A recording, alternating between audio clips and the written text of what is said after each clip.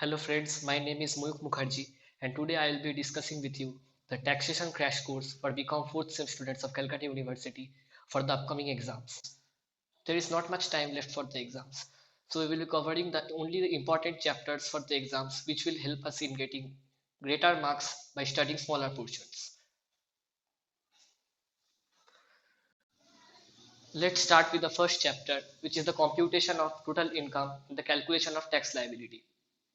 So before starting income tax, I would want to know that how many of you know what is an SSE, what is the Income Tax Act, and why does government impose tax on us? So let's start and see what happens.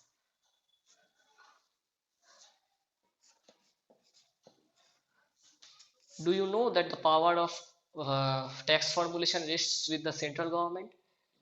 It is given in entry 82A of the Indian Constitution that the government will be allowed to levy taxes on every income except agricultural income.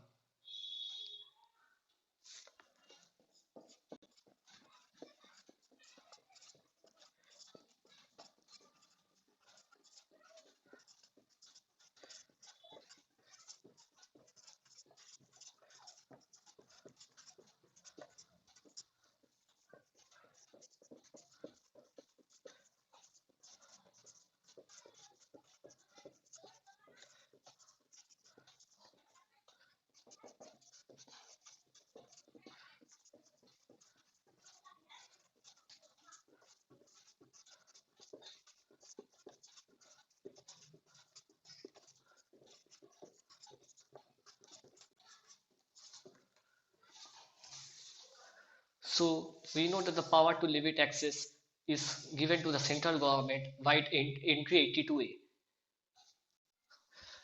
Next part is who is an SSE. So first we must know that SSE is a person that by whom a sum is payable under the Income Tax Act. A sum or the tax is payable under the Income Tax Act by the person. This person is known as SSE. Let's see further details about the SSE.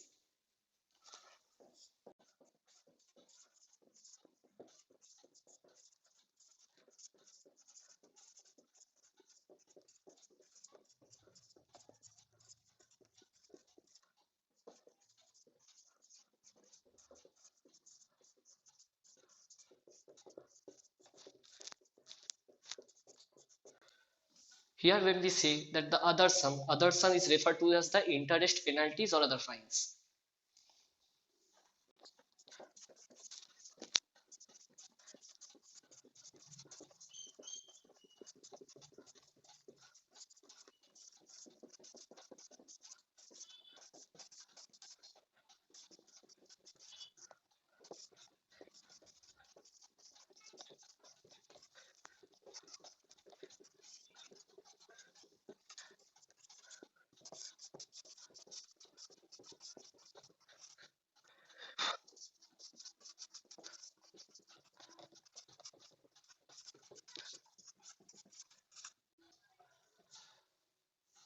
The specific inclusions of an SSE have also been given that the person who has his own income or his income is clubbed by or the other person's income is also clubbed into his income have also been identified as an SSE. Next, let's discuss who is an SSE. An SSE is a person by whom any tax or any other sum is due to the government by the Income Tax Act. SSE is the person who have also been included as an SSE by the. Next, let's learn who is an SSE. An SSE is a person by whom any tax or any other sum is payable under the Income Tax Act 1961. These persons have also been identified as an SSE as given below. If there is the income of the person whose income tax is to be calculated, if the income of the other person in respect of which his income is assessable, or the loss sustained by him or any other person, or the amount of refund due to him or such other person. There are other two inclusions also. Every person is deemed to be an SSE under the Income Tax Act, and every person who is deemed to be an SSE in default. These are the three specific. These are the three specific inclusions in the Income Tax Act in respect of an SSE. Let's start the next part.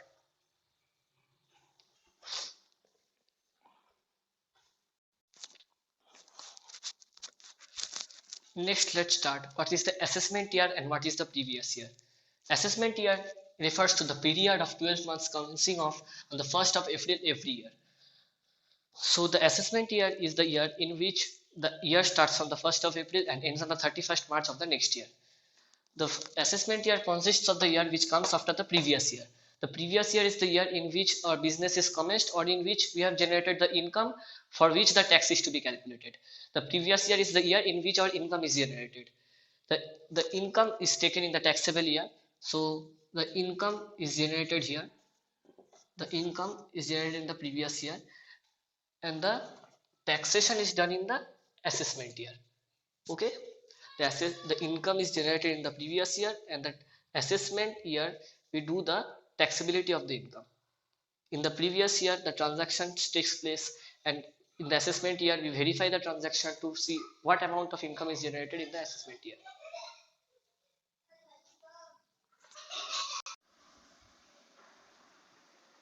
Next we come to the cases in which the income of the previous year is assessed in the same year itself. So we will see the cases. The cases are the shipping business of a non-resident, assessment of the persons living in India, assessment of AOP or BOI. So the AOP and BOI are new to you. So I will explain further in the upcoming videos that what is an AOP or BOI. You can just watch it for the knowledge. You can leave this part that assessment of AOP up for now. AOP or BOI or artificial judicial person for a particular event or purpose. Assessment of the persons likely to avert tax and discontinued business. So let's understand what is the shipping business of a non-resident. So I have not explained non-resident to you also. So the non-resident will also be discussed in the next chapter, which is the residential status. So up till now you know that the non-resident is a person who is not treated as the citizen of India and who is not treated as one who resides in India. Okay, you can treat him as a person outside India. And the assessment of the persons living India is that the shipping business of non-resident says that when you are doing the shipping business of for transportation of goods outside our country, so the transportation of goods outside our country and so when we do the transportation of goods outside our country, the goods have not been taxed. So if you take the goods out of our country, it's like that you don't have to pay taxes on that goods. So what will happen? For example, a person takes some amount of money from you and then he tries to flee the country, just like Vijay Mallya. So will you let him do that? No, you tell that first, mera hisab chukta kar, then I will see. So the shipping business of non-resident is like that only. The shipping business of non-resident, when we try to ship the goods outside from our country, we have to pay the tax there, so that we cannot take the taxes away from us and give it to any other government. So the same case is for assessment of persons living in India. So if you are going outside India, you have to pay the taxes of the return of the previous year. You have to show the return of the previous year and then the income will be assessed and then you will be allowed to leave the country. And the assessment of AOP or BOI or artificial judicial person is that these are bodies. These are bodies for the development of our society. So if these bodies are formed for a reason and then suddenly are dissolved without any reason, so you have to see that what are the transaction involved in the time when the bodies were formed. So if the income is untaxed, we have to tax the income and we have to see that what are the transactions which have taken place. This involves an assessing officer who will take care of all the transactions, so we can know what are the amount of transactions which have occurred here. And this fourth is the assessment of the persons likely to avoid tax. For example, when we know that a person is going to avoid tax, like just like I said, Vijay Mallya, he took such big amount of money and he did not pay tax and he went out of the country. So we have to first check out that who are the persons who are likely to avoid tax, and the assessing officer, if he feels that, and he will judge whether the person can pay or not, and if he feels that the person will not pay or he has some slight feeling that he will not pay. So yeah, the assessing officer has the power to tax his income in the previous year itself. And the discontinued business is just like same of the AOP and BOI. In the AOP and BOI, the discontinued business, the business has formed in this year and is dissolved in this year. So what is this? We have to tax the income again. Maximum times these are done for tax evasion. So we have to check that the income of the previous year is assessed in the same year or not by the assessing officer. Let's start the next part, which is the computation of gross total income. The computation of gross total income is in 5 parts. There are 5 sources of income, which are the income under the head salary, income under the head house property, income that under the head PGBP, which is also known as the profit and gains from business and profession, and the fourth is the income from other sources, and the fifth is income under head capital gains. You can remember the section numbers, though it is not as important in BCom, so you might skip it. And income, so let's understand the first part. The income under the head salary is calculated when there exists a employer-employee relationship between the client and the master. Employer and employee relationship.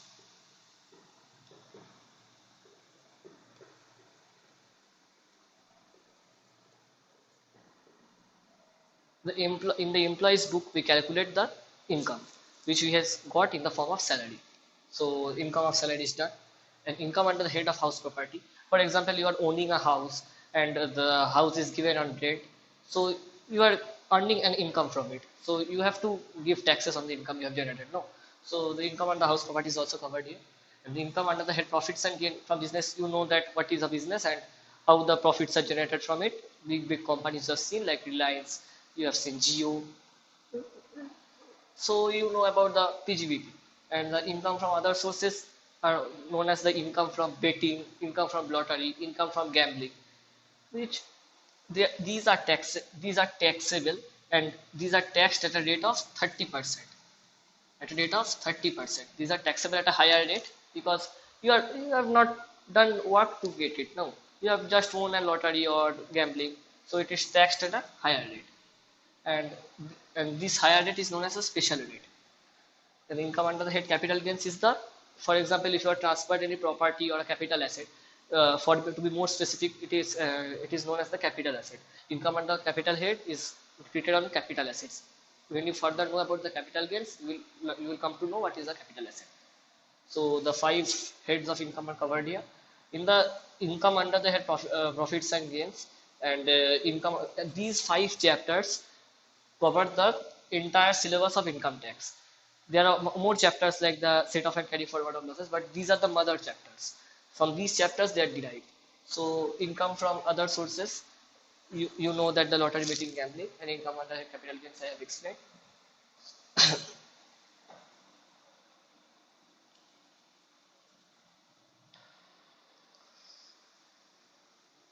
So next we know about the income under the head capital gains. So I will be writing it as CG, capital gains. So capital gains has 2 parts, long-term capital gain and short-term capital gain. So for a basic knowledge, I am giving you that up to 3 years, if a property is held, it is taken as short-term capital asset, and more than 3 years if you have taken, more than 3 years and the asset is with you for more than 3 years, so it is a long-term capital asset. This is a basic knowledge. When we read the chapter capital gains, we'll find out further more about this, that what is a capital asset, what is included in it, and what is not included. So under the income under the head capital gains, the long-term capital gains are taxed at 20% normally, and it is a special, long-term capital gains are known as special income. So I will explain to you in the next part that what is a special income, what is a normal income. But you know that the long-term capital gain is a special income, and it is taxed as 20%. So if it is covered under section 112A, it is to be taxed at 10%. Okay. And if the short-term capital gain is there, if the short-term capital gain is treated as normal income, so it is treated as normal income. So the percentage is applied on slab rate. This also I will explain to you in the next part. And the short-term capital gain, if it is covered under section 111A, it is taxable under 15%. So this was the basic part which you had to know, and I explained it to you.